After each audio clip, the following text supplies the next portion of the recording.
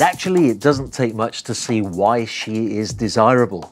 This was, without a shadow of a doubt, the greatest yacht ever built by the Italian shipyard Cantieri di Pisa. The shipyard was always known for their ability to produce yachts with huge volume, but at the same time, elegant lines. And this was their finest ever offering.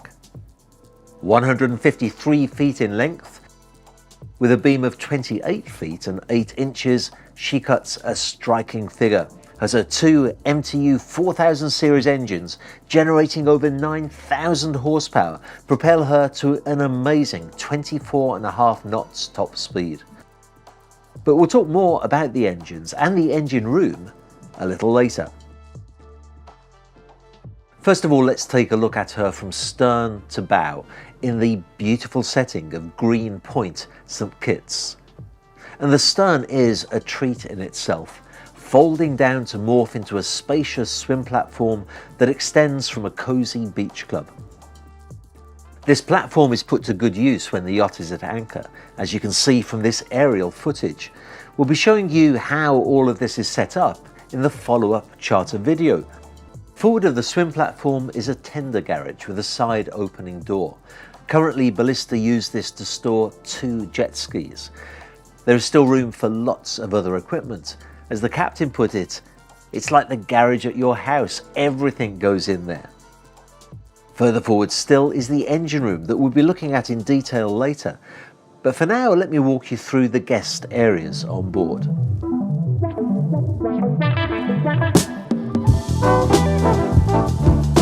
The aft deck, which is the first place that most guests will step on board, is massive, spacious, comfy seating for chilling out and enjoying the view, a table and chairs for socializing and snacks, and above all, a feeling of space, generating a relaxed and a happy place to be.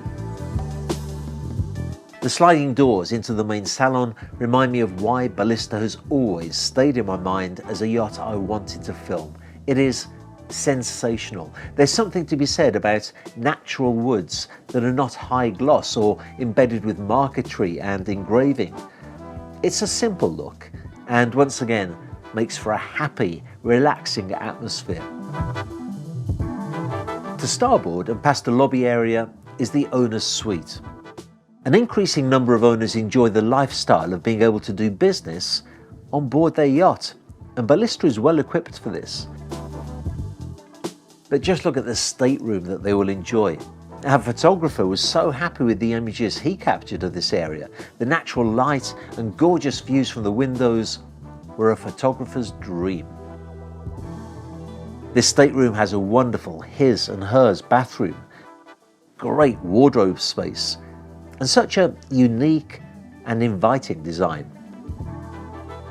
Guests on board too are treated to sumptuous accommodation, as you will see.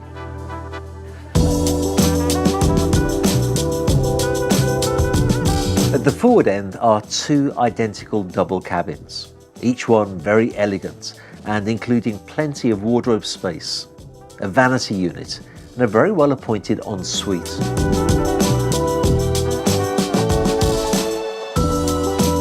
Moving aft though, we start to see the versatility of this yacht.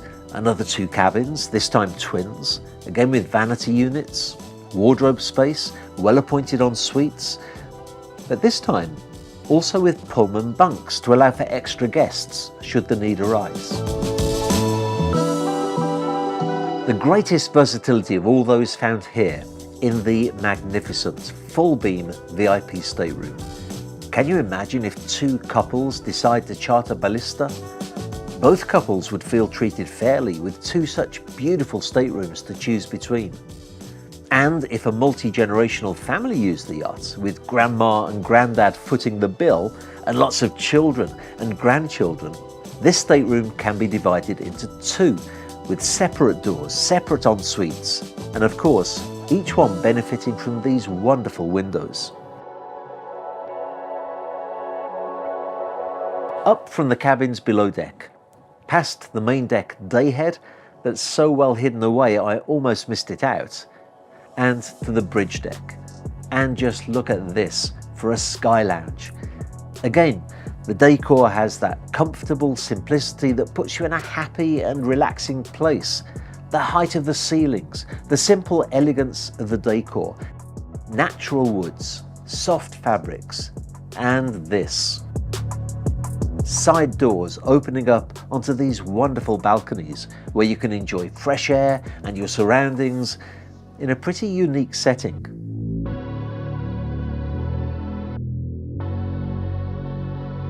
Aft of the Sky Lounge is the bridge deck aft, and the captain tells me that this is the spot that most guests eat most of the time. Easy to see why. This is, once again, an extraordinarily spacious and comfortable area to dine in. And if you fancy a little meat on the barbecue, that can be accommodated too.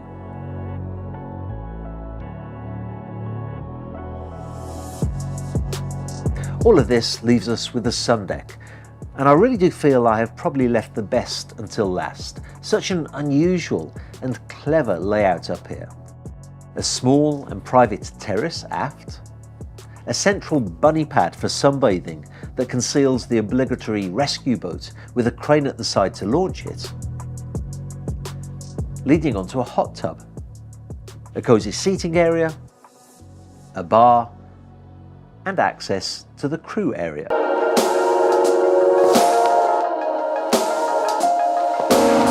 The steps down from the sun deck lead to a short corridor with a small pantry area that connects the food lift in the galley with the bridge. A dayhead is pretty much opposite. The bridge itself may appear smaller than on other yachts of a similar length, but good thought has been given to this design. Space has been dedicated on the starboard side to a chief officer's office, and to port for a captain's cabin, again with his own office space. I'm beginning to see why the captain said that crew love the yacht. When you descend the steps from here, turning right will take you back to the guest areas, whilst a left turn and through a door leads to more crew space. The galley is very large indeed. Remember that I said I was here to film a charter video, and as you will understand, a well-equipped galley is essential for a busy yacht with lots of guests from various backgrounds and nationalities. We'll be showing the galley in action in the second video, but for now it's enough to say that the chef on board and the crew are more than happy with the space and the equipment provided. Exiting the galley is another short corridor with a laundry room, 2 washers, 2 dryers, and space to iron as well. This would usually be located below deck in the crew quarters, but the designers elected to give the crew more space in their living area. Actually, as you walk down the steps and past the laundry, the crew mess comes into sight, and it really is well thought out. My camera team and I ate here with the crew during the shoot, and there was plenty of space. Duck confit, Dutch potatoes and mixed salad, by the way, in case you're interested. Further forward are an amazing 6 cabins for the crew, each one with an ensuite bathroom. The 2 furthest forward are single cabins, so as the captain pointed out, that's great for his heads of department to have an added perk. The 16-cylinder MTU engines are just about the finest that MTU produce. The speed to economy ratio is remarkable. I mentioned earlier the 24.5 knot top speed, but drop back to 12 knots and you're looking at a range of about 2,200 nautical miles. Slower still, and she has a transatlantic range, although quite rightly the captain suggested that using a service like Dock Express will save on wear and tear. Needless to say, Balista also has 0-speed stabilizers, an Alfa Laval fuel polishing system, and sufficient generator power for the entire hotel load on just one generator, even with multiple guests on board.